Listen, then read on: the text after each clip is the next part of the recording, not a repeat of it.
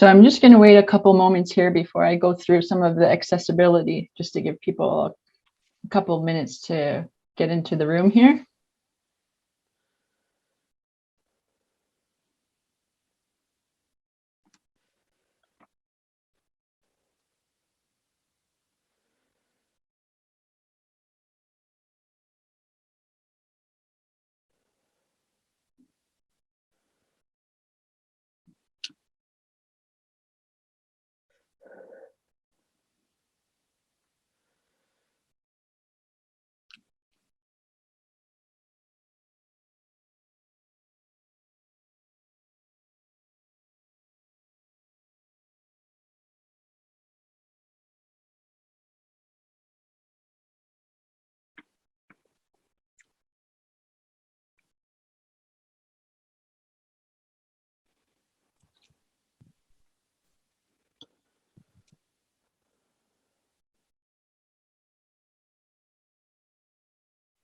So welcome, everyone.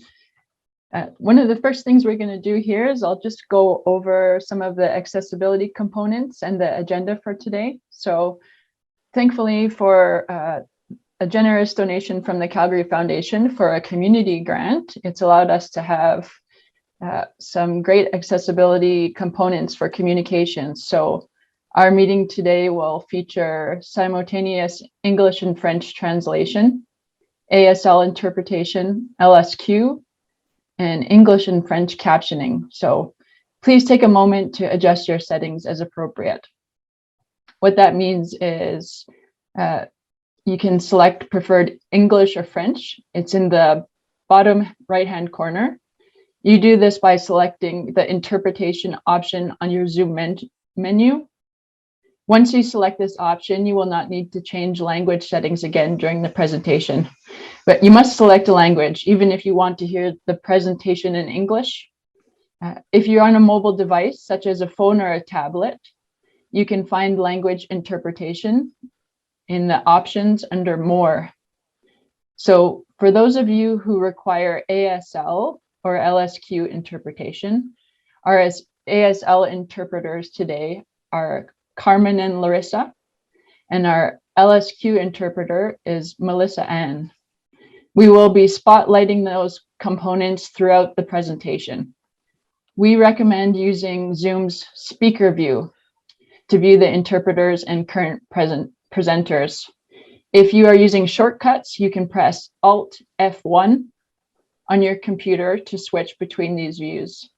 If you're using a Mac, you can do this by Command Shift W. To enable captions, select the captions option on your Zoom menu. If you would like to adjust the size and placement of these captions, you'll need to go into your Zoom accessibility settings. So to summarize our accessibility options, select your language using the interpretation option, select speaker view, enable captions if required, and if you do have thoughts you want to share, put them in the chat box. The chat box will go to the panelists. If we have time to have some question and answer, we'd love to do so, but the agenda for today is first a land acknowledgement, then Margot from Voices of Albertans with Disabilities will speak, Michelle, and then Michael, and then Brent will share some information and conversation with us. So if we can support you at all through the presentation, if you leave a comment in the chat box, someone will assist you. And with that, I'll hand it off to Margot to go forward, and thank you for being here. Thank you, Andrea. And I would like to acknowledge that we are on Treaty 6 territory, a traditional meeting grounds, gathering place, and traveling route to the Cree, the Saulteaux, the Blackfoot, the Métis, the Dene, and the Nakota Sioux, and specifically the ancestral space of the Papas Chiefs Cree Nation. In Treaty 7 territory, the traditional territories of the Blackfoot Nations, Siksika, Piikani, Kainai, the Tsuut'ina Nation, and Stoney Nakoda First Nations. recognizing Treaty 8 and 10 territory as we honor and we acknowledge all of the First Nations, Métis, and Inuit people who have lived, traveled, and gathered on these lands for thousands of years. Hi, hi. The Canada Disability Benefit is an important step to providing people with disabilities the independence, the autonomy, and the dignity that they deserve. We encourage all parties to move forward with its design, introduction, and implementation without further delay, states Michelle Hewitt, Disability Without Poverty co-chair. We are so pleased that you took the time today to join us to have this conversation so that you too can put the pressure on your MPs and federal government to acknowledge the importance of this bill and move it forward to fruition. Disability Without Poverty Alberta and Voice of Albertans with Disabilities welcomes our three speakers. Michelle Hewitt is a disability activist in the Central Okanagan, BC, and currently she is the co-chair of Disability Without Poverty, a grassroots movement working to eliminate disability poverty in Canada.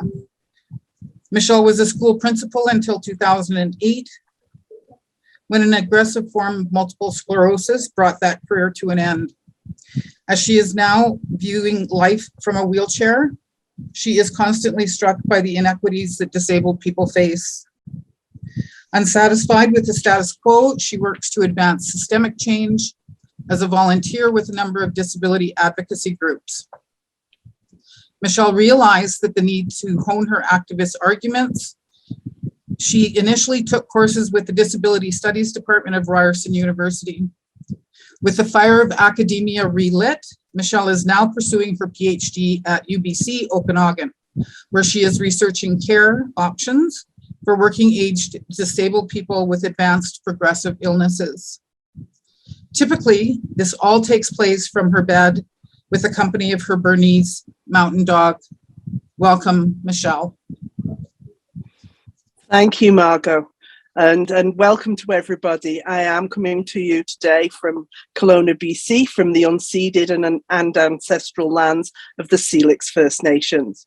So as Margot laid out in my bio, there was a lot of pieces there, but my passion on top of my PhD work is the eradication of disability poverty. And it is an honor to be the co-chair of Disability Without Poverty, because it means I get to work with brilliant minds like Andrea, who is a beacon for disability pride in Alberta and now across the country. So thank you to Andrea and to Margot for the introductions today. Excuse me, I'm also recovering from COVID, so I have a little bit of a frog in my throat as well. I'm going to give you an introduction to what we mean by disability poverty, and then talk about the opportunity presented by the Canada Disability Benefit, and close by explaining what we've been doing at Disability Without Poverty. I know some of you have heard me talk before, so I'm going to combine some old messages with some new ones. Next slide, please. So you may have heard about this Canada Disability Benefit, a new benefit that was first proposed by the federal government in the throne speech in September 2020. Since then, there have been a number of commitments. There was money set aside in the spring budget of 2021. By the summer of 2021, we had a bill, C-35, but the election came along and wiped that away. We then had considerable attention in various election platforms, which was really encouraging, obviously, particularly the Liberal election platform as they came to form the minority government. And on International Day for People with Disabilities, both Minister Qualtrough and the Prime Minister made statements saying that the benefit will happen. And behind the scenes, we know that there's been work going on with various roundtables and to get the opinions of people in many sectors, disabled people and organizations of disabled people. However, disabled people who live in poverty need action now. They lived in poverty before the pandemic. It got worse during the pandemic. And now we have soaring inflation, but no alteration to rates of disability assistance payments that these people need to survive. I think we're running out of words to describe the depth of this crisis. Next slide, please. So I want to take you on a small journey to introduce you to disability poverty. Imagine a group of 100 Canadians, young, old, from coast to coast, representing the rich diversity of this country. I see them talking, laughing, sharing photos of their families. Maybe someone has a ball and a game breaks out. 10 of those Canadians live in poverty. Sure, they're probably still joining in, and you might not even know which 10 it is, but they live with the daily stress of not knowing how they're going to feed their family or keep a roof over their head, or any of the other major issues that come with living in poverty. Next slide, please. Out of those 10 Canadians, 4 of them are disabled. On top of their concerns for food, clothing, and shelter, they can't afford to pay for vital medications, the care they need, or the medical devices they rely on to function. When we look at the statistics more closely, we see that 22% of Canadians are disabled, but they make up 41% of the group of people who live in poverty. They're overrepresented. There's twice as many disabled people in the group than statistics alone would account for. Next slide, please. Most disabled people who live in poverty rely on assistance from either federal, provincial, or territorial governments if they're eligible at all. The assistance from these programs is way below the poverty line. The 52 poverty lines that currently make up Canada's official poverty line. For example, if you live in Vancouver, the provincial disability assistance is $1,358.50, but the official poverty line is $2,028. Whereas in St. John's, Newfoundland, the assistance rate is $904, whereas the official poverty line is $1,867. Travel north to Iqaluit, and you'll find that the assistance rate is $1,019, but the official poverty line hasn't been calculated for none of it yet. It's the last of the territories for that to happen. But we know that groceries are out of sync with the rest of the country, with orange juice costing on any given day $26 and a jar of pasta sauce $13 on the day that I happen to look up some prices. Next slide, please. So at Disability Without Poverty, we believe that the promise that this Canada Disability benefit is too big to be left to government to do on their own. This benefit has to actually benefit the people who need it. It has to make those major systemic changes to allow it to happen. It has to be designed with the close cooperation of disabled people. Next slide, please. This isn't something that only disabled people believe in, though. In the summer of 2021, we commissioned an Angus Reid survey so that we could learn where Canadians stand on these issues. We found that 9 out of 10 Canadians favour a Canada Disability benefit, and that the strongest support came from Quebec. 88% of people agreed with the statement, a Canada Disability benefit is an essential commitment for the government to make. It's time the country came together to end disability poverty. Those who spend time around me have heard me say many times that I really wonder about those other 12% people who don't believe in ending disability poverty. And I'm going to hope that they just hit the wrong button, because I like to believe that nobody could believe that a disabled person should live in poverty. Next slide, please. So Disability Without Poverty is a relatively new movement. We came together after that throne speech in 2020. We believe that no disabled person in Canada should live in poverty, and we're going to work as hard as we possibly can to do something about that. Next slide, please. So last year was very busy. We came together as a leadership group of disabled people to chart the course that we wanted to take. We wrote as many op-eds as the media would publish, and we talked and talked to anyone who would listen. And we also made sure that we got right to the top of the government systems that can make this change happen. Next slide, please. As we move on from our first year, we are now getting really focused. We know the task ahead. Every day at the moment, I hope we're going to get word that the bill has been tabled. We know that there are many other pieces to this work and that Michael and Brent are going to talk about some of them. But we must be a focused disability movement to make this happen. So, my last slide, please. I want to leave you by explaining about how we believe the disability movement has created a wave of momentum that we hope is going to make this change happen. So we started a media campaign during the last election to make sure that disability poverty was an issue that was talked about.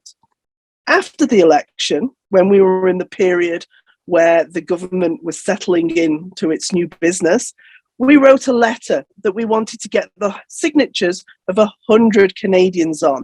And we got 200, including prominent politicians like former Senator Art Eggleton, and authors like Tara Moss. People were reaching out because they wanted to be part of something more. So we began a parliamentary e-petition sponsored by Green MP Mike Morris. It got almost 18,000 signatures, even though our timing was over the Christmas period, because we wanted it to be read in Parliament when the new session began, which Mike did on February the 10th. As that was happening, a letter was written and signed by 43 senators, all asking for the Canada Disability Benefit to be fast-tracked. Then later on in March, the MS Society, one of our partners, began its own petition, not a parliamentary one that they're going to present next week. And on the first day alone, it got 10,000 signatures. Then Mike Morris started an MP's letter. And now that's at roughly 80 signatures, including the whole of the Bloc Québécois.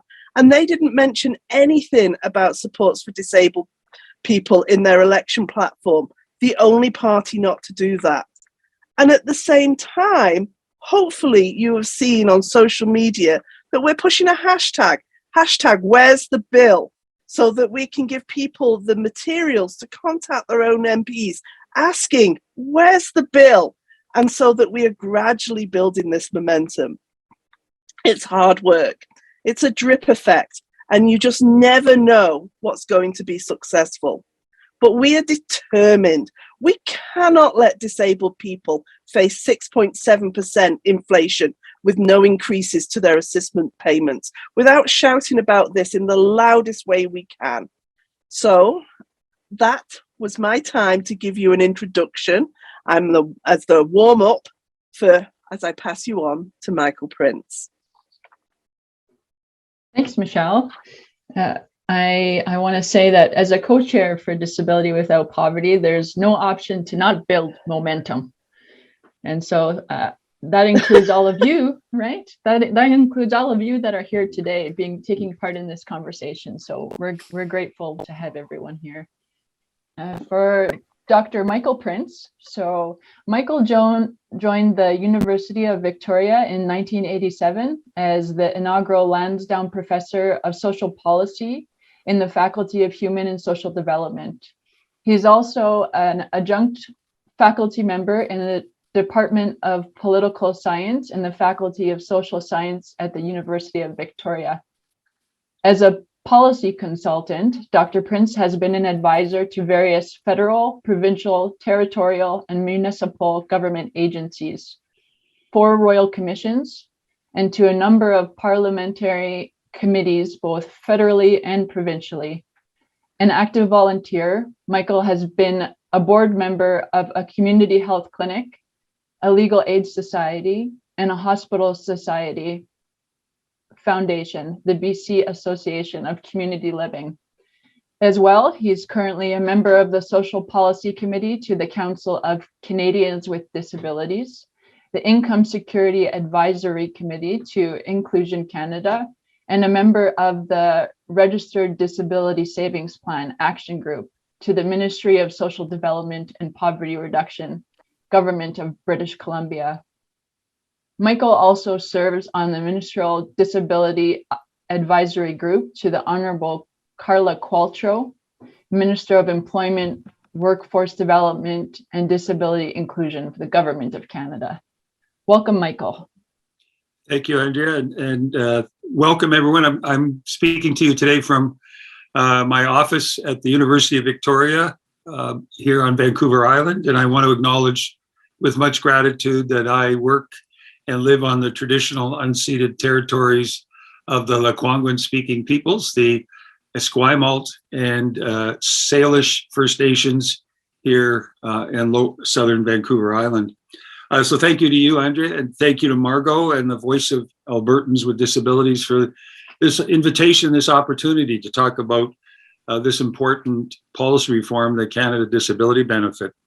So in my contribution to this conversation today, I want to focus on what I'm calling the governmental agendas. That's the Government of Canada's plan and agenda on moving forward with such a disability benefit. What makes it a public priority, even though at times it may not feel like that for many Canadians with disabilities at the moment. And what kind of social policy change will it likely be? What does it represent in terms of a shift or a change in direction in how we provide income assistance or financial support to people living with disabilities in Canada? So if we go to the next slide, please. This is just an observation or a reminder that the Government of Canada, as we're coming out of the COVID-19 pandemic, we are still not quite out of it yet, but the government has quite a crowded, and Parliament has quite a crowded agenda, packed with multiple issues. Many of them are very complex, many of them long-standing. There are some opportunities in that agenda as well. And so on this slide, I'm just reminding us of some of the major announcements on legislation and on tax policy and on programming that the Trudeau federal government has been announcing in recent months or in the last year or so, whether that's to do with housing and housing affordability and homelessness, climate action and environmental issues, of course, dental care, which was announced in the most recent federal budget earlier this month. Discussion still around pharmacare as an unfulfilled promise of the healthcare system. And then there's some interesting or important policy reviews going on right now that clearly involve and concern people with disabilities across the country. There's a current review of the medical assistance in dying sections of the Criminal Code of Canada and the legislation on that. Minister Qualtrough, in some of her other responsibilities, is also undertaking a review of the employment insurance program, and including things around sickness benefit and how to provide better eligibility or protection by the program for employment insurance for part-time workers. And that clearly would be of great significance to many Canadians with disabilities. There's also a review of the Employment Equity Act in Canada, which again, Canadians with disabilities are one of the 4 designated equity groups named in that legislation, alongside women, Indigenous peoples, and people from visible minorities or racialized communities. And so again, there's many other issues I could have added there, but just to make the point that trying to navigate through this Canada Disability Benefit is through a Parliament and a government that has quite a long list of other issues, and many of them demanding great attention and interest and funding. So the challenge, of course, that Michelle laid out quite nicely in her opening remarks, challenge for the disability community and the wider movement is to how to widen the support, how to get the message out, how to continue to lobby and to get the message out there consistently and persistently. Of some concern to many Canadians with disabilities and the advocacy movement was that the Canada Disability Benefit was not mentioned at all in the latest federal budget that was unveiled by Finance Minister Chrystia Freeland just about 3 weeks ago.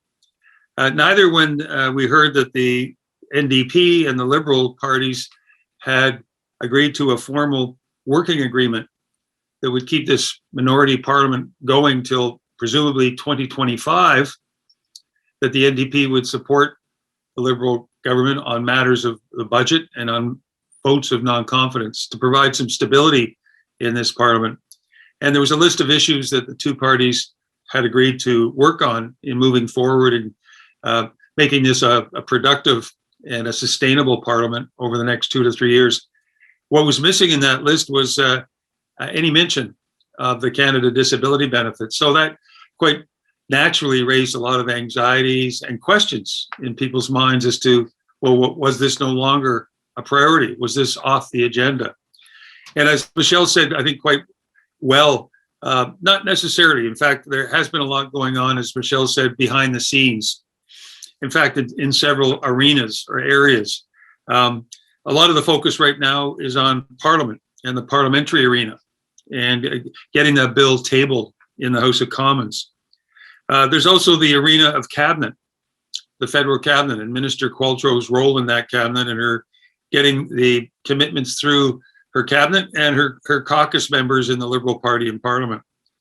There's also the Indigenous community, Indigenous organizations, which raises other issues of access and eligibility. And then there's, of course, in Canada, there's never too far away the question of federal-provincial relations and how will this new benefit fit within the existing array and complex patchwork of federal and provincial income programs and supports. And so there has been behind the scenes some meetings already between senior officials at the federal and provincial levels, and a few meetings between Minister Qualtrough and her provincial counterparts, who are ministers responsible for social services and disability issues in the provincial and territorial governments. And of course, there's other allies in other movements, whether it's the women's movement or the broader poverty movement, that also play a key role in this. So there's a lot, there is a lot going on, although sometimes it may not seem to be that case. And fingers crossed, I'm hoping that the bill will be tabled in the House of Commons in the next few weeks, but certainly before June. And that will then kick off the more formal parliamentary process as we move forward. Next slide, please. So even though the Canada Disability Benefit was not mentioned in the latest federal budget and did not figure in the working agreement between the NDP and the Liberals, we should not conclude that that means it's off the agenda or it's no longer an issue of importance.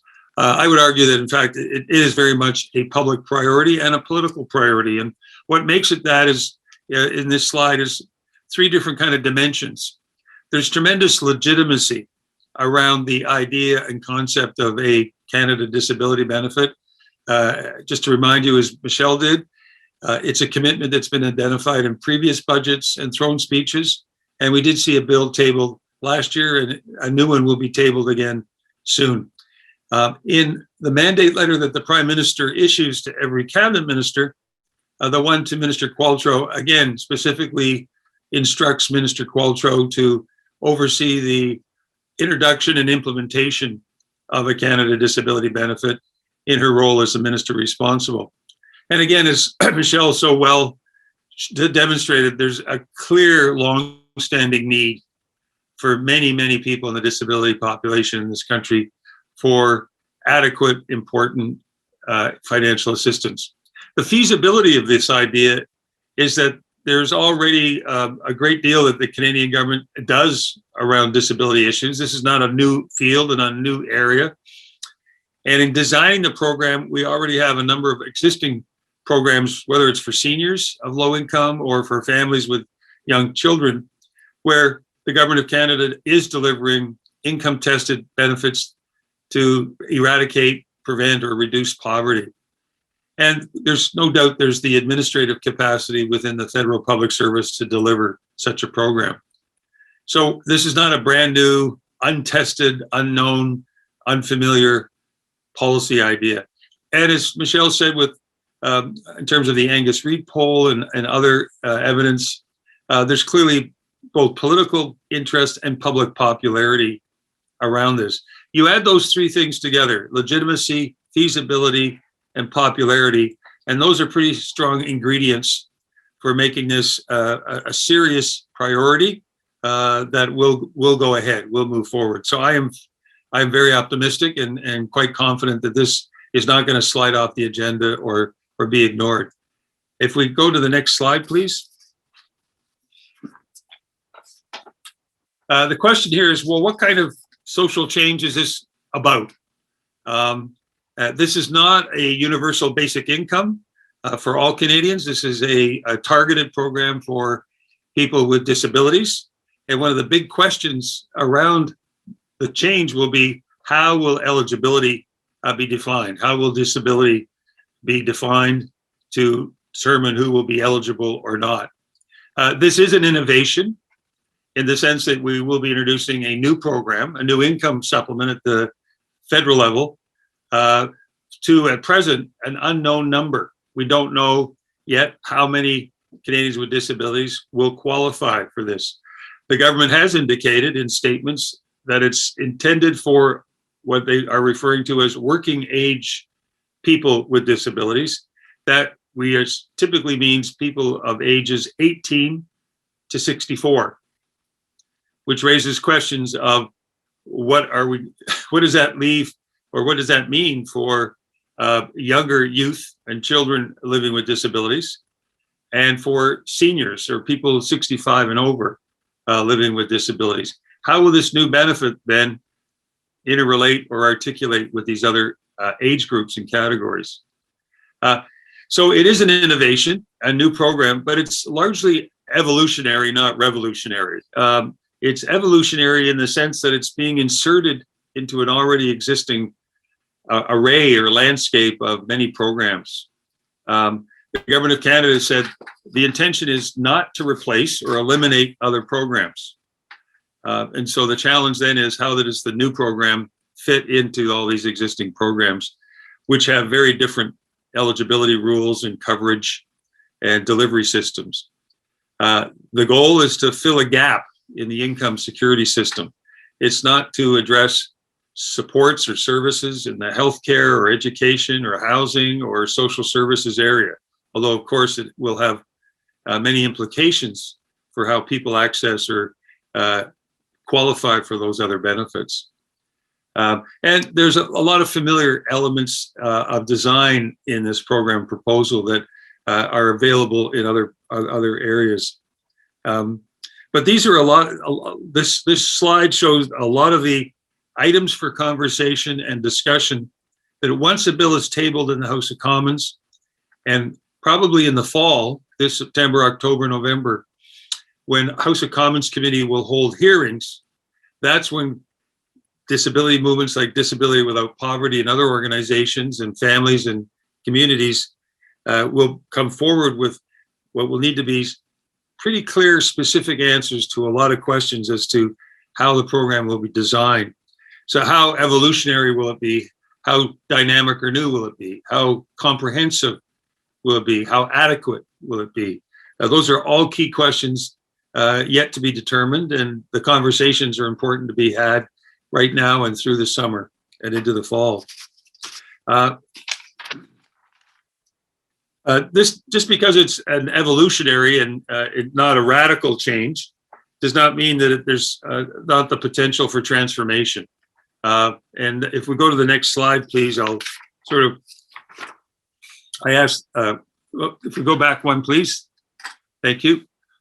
Here I asked the question, can the Canada Disability Benefit advance what we sometimes call a paradigm shift in disability income policy? And by paradigm shift, we mean a major transformation, a major shift in the way we think about how we support people with disabilities in terms of financial assistance. And my answer is that in the short to medium term, so the next few years to 3 or 4 or 5 years out, it's not likely that the Canada Disability Benefit is going to be a revolutionary or a radical change to the way we deliver income support in this country. It's more likely to be evolutionary. But there are elements within it, or could be within it, that promise potential for some significant change over time.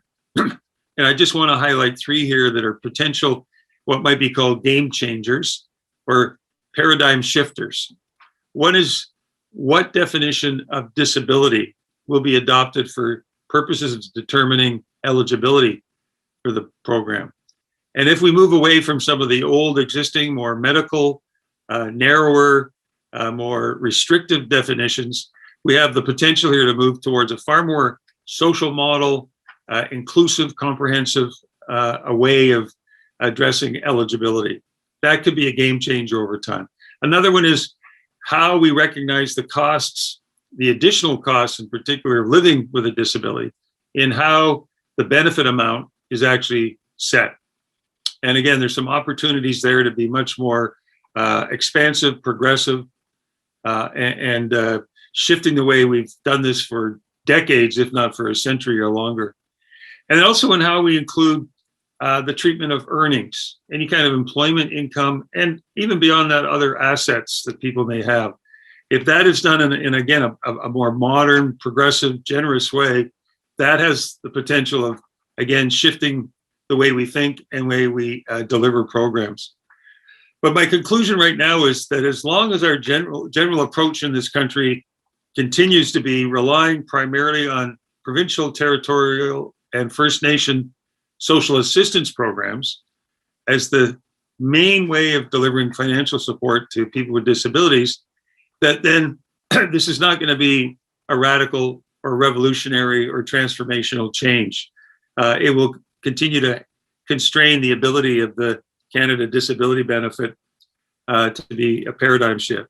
So as one of my friends said when I shared this slide with him, he said, well, what I hear you saying, Michael, is that the Canada Disability Benefit could have the promise of being a midway point in creating a better Canada, as opposed to being the end of the journey in itself. And I think that's a fair and optimistic way of thinking about how this new disability benefit could help contribute to a significant transformation and improvement in the lives of Canadians with disabilities.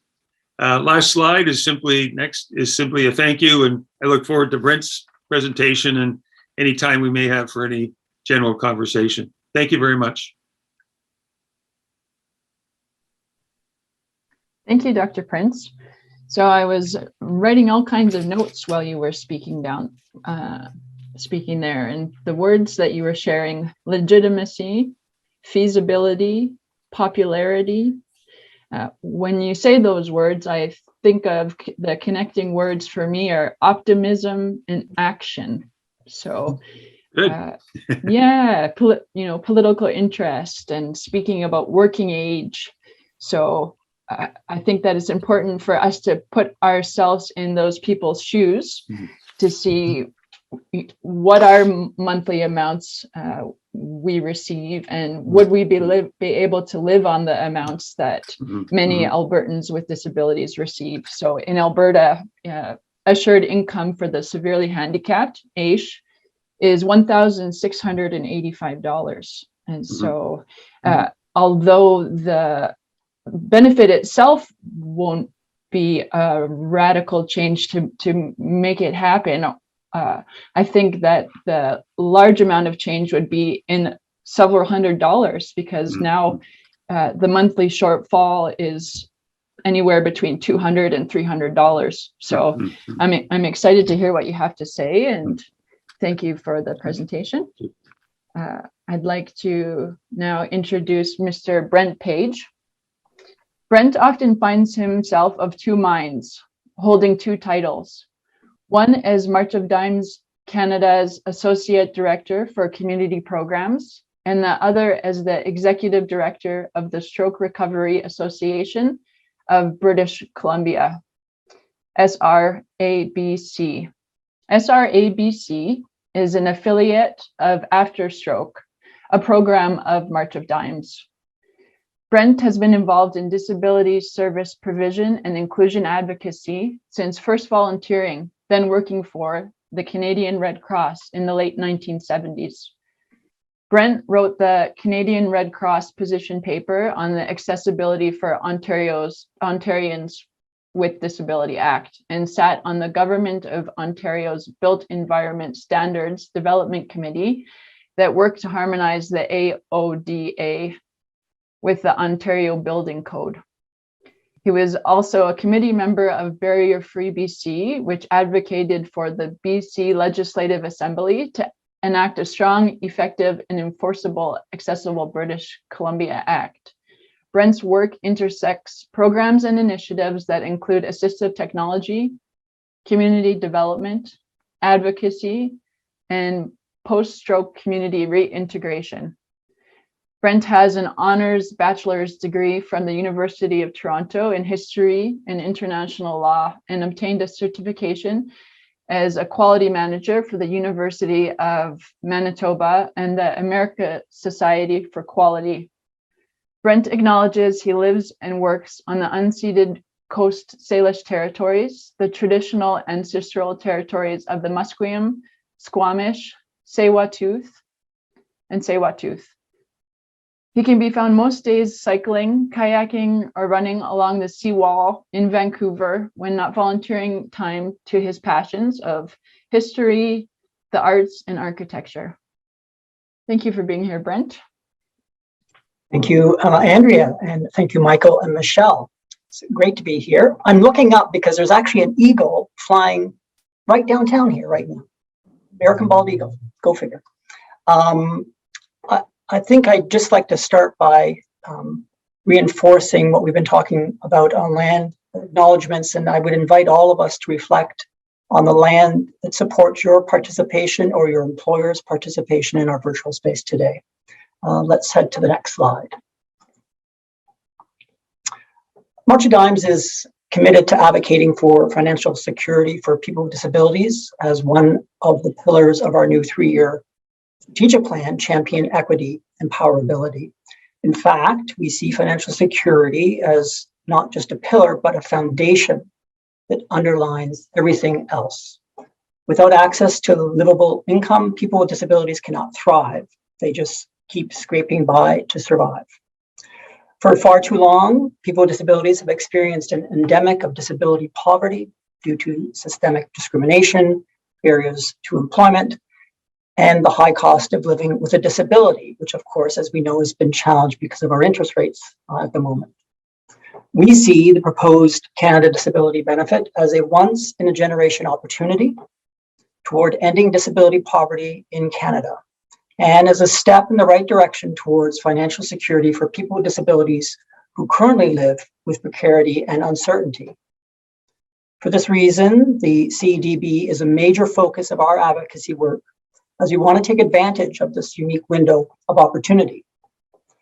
As part of this advocacy, we are proud to be part of the Partners Table with Disability Without Poverty, working alongside Michelle and others who are leading this important movement for financial security.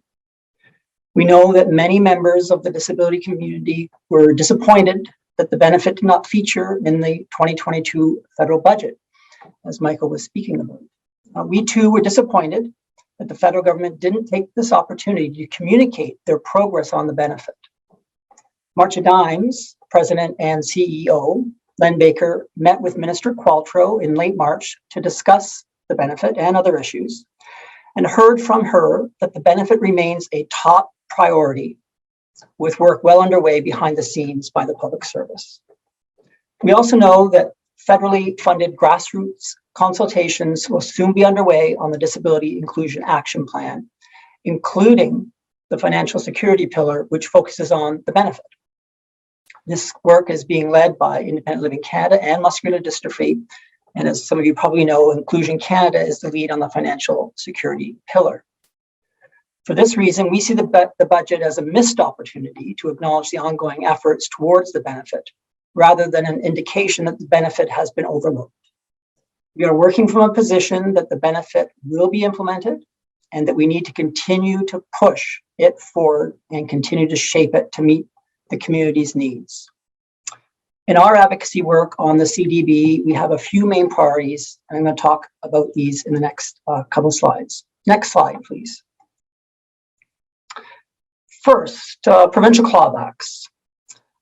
It's important to us that this benefit does not does do what it's supposed to do. When combined with existing benefits and supports, it should provide a basic livable income that actually helps lift people out of poverty.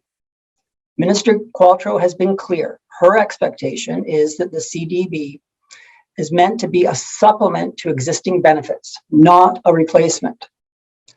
This means that we need the provinces and territories to play nice with the federal government. In Alberta, the CDB, once available, must be supplemented by AISH. The provincial government should not claw back any existing benefits that Albertans with disabilities already have. It is important that we start advocating provincially now so that Albertans with disabilities actually experience the full impact of this new federal benefit when it becomes available. Marcia Dimes has written to every provincial and territorial minister responsible for disability assistance, letting them know our expectation that they will not claw back benefits. We will continue to advocate on this issue.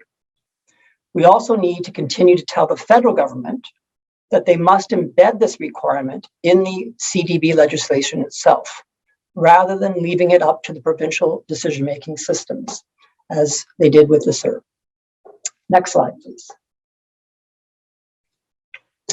Interface and access. Once the CDB is in place, it's very important to us at Marcia Dimes that there are no barriers to eligible recipients receiving it. Right now, it is well documented that the existing federal disability benefits receive incredibly low uptake. For example, it's estimated that only 40% of eligible people in Canada receive the disability tax credit because there are so many barriers to accessing it, not to mention, of course, the indignities of the medical model that it follows. For people with disabilities, navigating systems to access government benefits and services that they are entitled to can become a full-time job in itself. In introducing a new federal income benefit, Marcia Dimes wants the federal government to use this opportunity to develop a world-class, inclusive, and simplified user interface and access point to the benefit. What do we mean by this? So how does someone actually access the benefit? How do they apply? Who helps them? And what does the user journey look like? We envision a one-window approach where every person with a disability living with low income can receive personalized, fully accessible support to apply for and access the benefit, as well as referrals to other benefits and programs for which they're eligible. We are currently working on research in this area to understand the best practices for access to disability benefits in other jurisdictions around the world. And as we progress, we will be looking to collaborate with stakeholders from across the country to gain further insights and perspectives on what an accessible interface looks like. We'll be sharing our findings with the federal government and urging them to take this opportunity to build the best model possible. The status quo is not good enough. Once the benefit is in place, Parliament will have decided that people are entitled to these resources. If the federal government does not encourage uptake and ensure that every eligible person with a disability receives the benefit, then their job is not finished. And they need to keep working until everyone who is eligible has access. Next slide, please. Finally, employment. As one of Canada's largest providers of employment services for people with disabilities, it is important to us at Marcia Dimes that the CDB does not disincentivize employment. We recognize that employment is not a goal for everyone, for people with disabilities, but for people with disabilities who can and want to work, they should be able to access the benefit, and it shouldn't be a deterrent to them. As we know from existing provincial disability assistance programs, these programs can be often quite punitive for people who earn employment income. There are many reasons why people may have access to employment income at some times and not others. Perhaps they have an episodic disability, or perhaps the sector where they work is precarious and so their income is not stable. Disability benefits such as the CDB need to be flexible to respond to the complex, varied and changing circumstances of people with disabilities' lives. This means that the earned income threshold should be high, rapid re-enrollment should be offered, and that person-centered service, including appropriate referrals to employment programs, are available. This will conclude my presentation, and I want to thank you for attending. I want to thank my fellow panelists, Michael and Michelle. And of course, I want to thank you all for being here, and of course, our great organizers. I can answer one of the questions that came up. So one of the questions that came up is, how do we join the Disability Without Poverty movement? So a great place to start is disabilitywithoutpoverty.ca. That's our website where we keep current news. There's a newsletter you can sign up for. We're actually just doing some revamping of the website, so there'll be an Alberta specific page. You can also reach out directly to me. So Andrea at disabilitywithoutpoverty.ca. There's Facebook, Instagram, and then the one we're working on really hard right now is Where's the Bill? So hashtag Where's the Bill? There's a song coming out by a hip hop artist named Jay Ross, where he sings a song that forever gets in your head. So we'll share it with everyone when it comes out, and reach out at any time and share your stories with us. And I'm happy to speak with you and to take part in today. So hashtag Where's the Bill? Stuck in my brain forever. Yes. If you don't mind, I've been having a discussion with Shelley Petit from New Brunswick about aspects of things, and I want to kind of put Michael into this. So Shelley has been talking about an MOU that's on the table with New Brunswick. Are you aware of any MOUs that are specifically relate to the Canada Disability Benefit at the moment? No. Or no, me No. neither. So No. Shelley, I wonder if you're talking about the general accessibility one to do with the Accessible Canada Act, but Michael's ear is closer. My ear can be close to the top, but Michael's ear is even closer. So, I think when we're talking about MOUs at the moment, we're simply not in that place at all. But Shelley, please get in touch. I would love to continue this discussion with you and Michael and Brent about all things related to it. And the other thing that Shelley brought up is the way that this supplement could actually happen.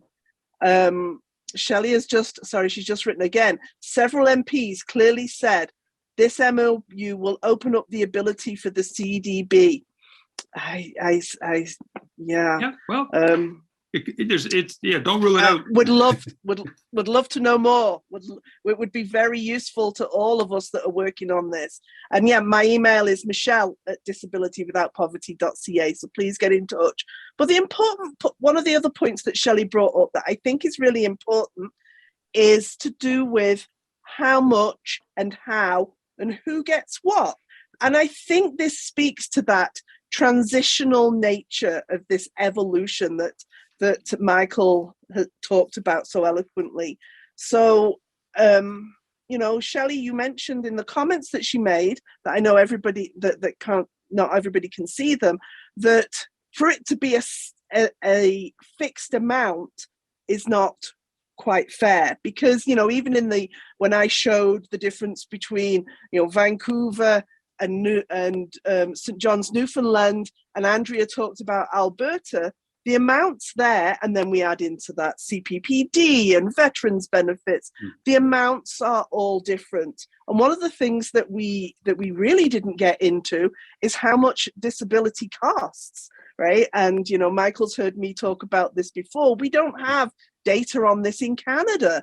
We can only go on some rough estimates from international pieces that kind of might put it at 40%. So that's, so where this poverty line fits and how much money we need to genuinely lift people out of poverty. I keep saying we're not talking about unicorns and lollipops and rainbows here. We're just talking about people getting to the poverty line, right?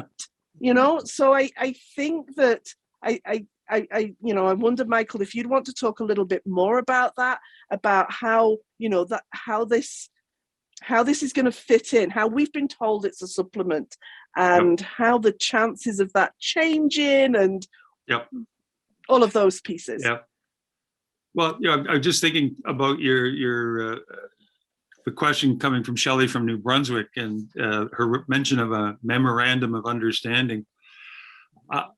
That could be an example of what will need to happen bilaterally, where particularly provinces that do not have specific disability income assistance programs.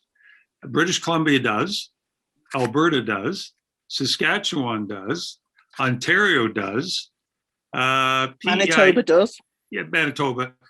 You go east of Ontario and it's a different landscape.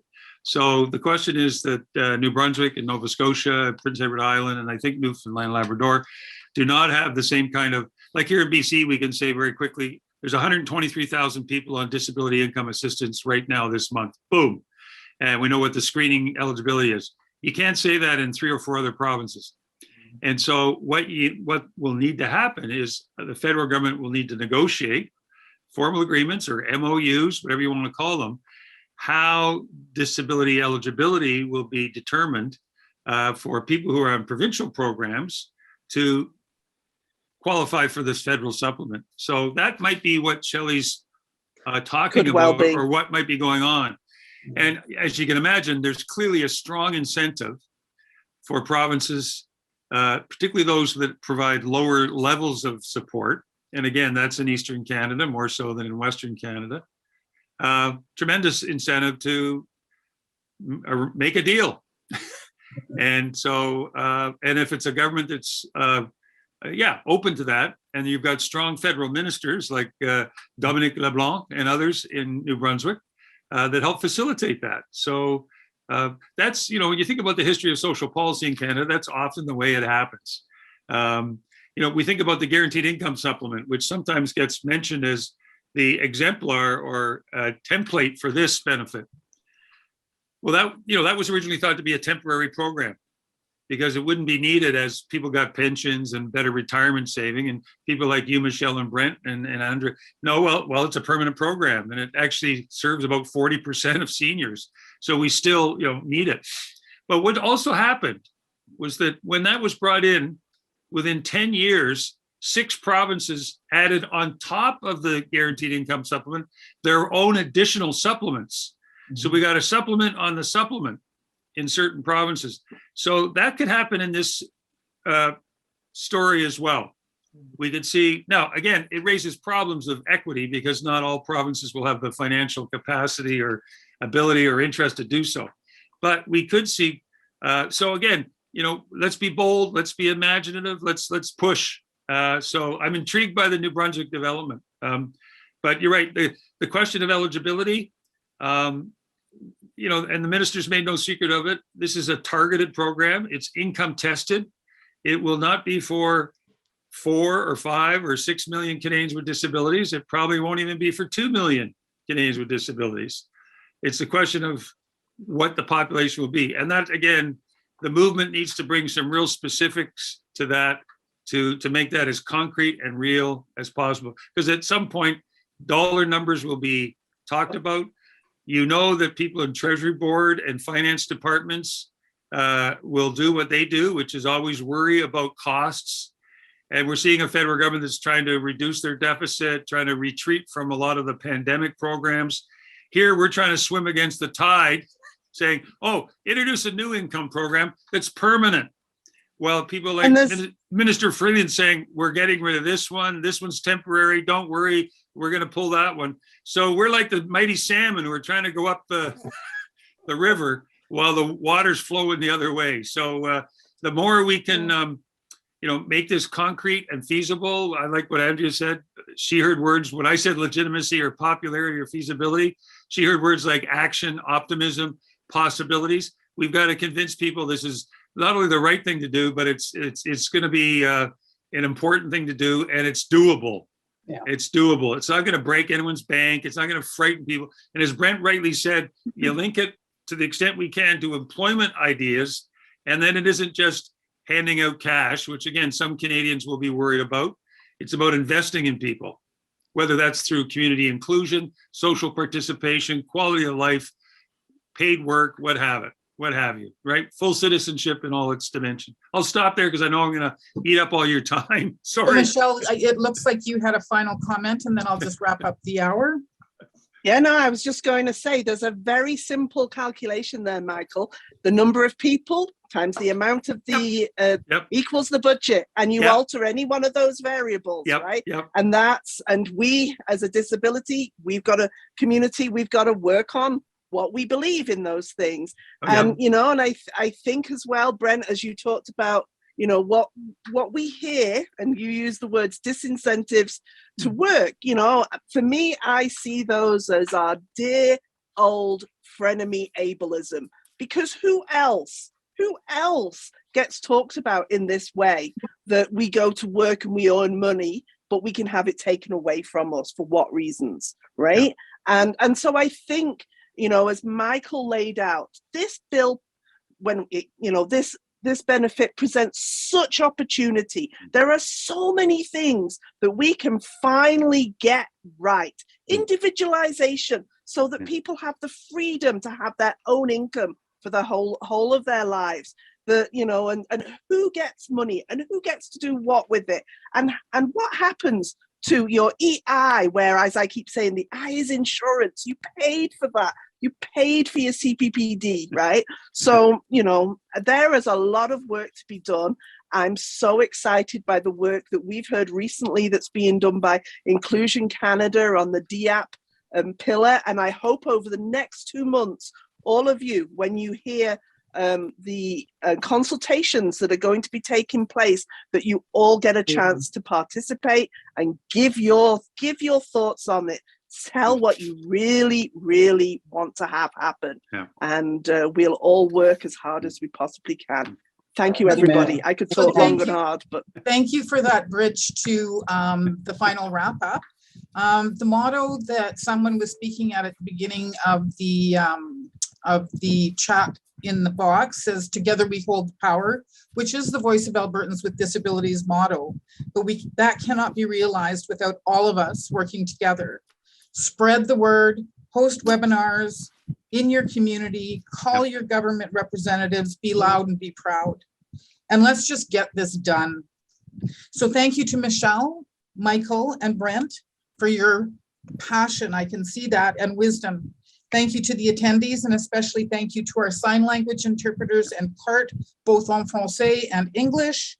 And thank you to Disability Without Poverty for this opportunity to collaborate. And remember, as you walk away from this, that together we do hold the power. Here, here. Well said. Thanks, everyone. Thank you.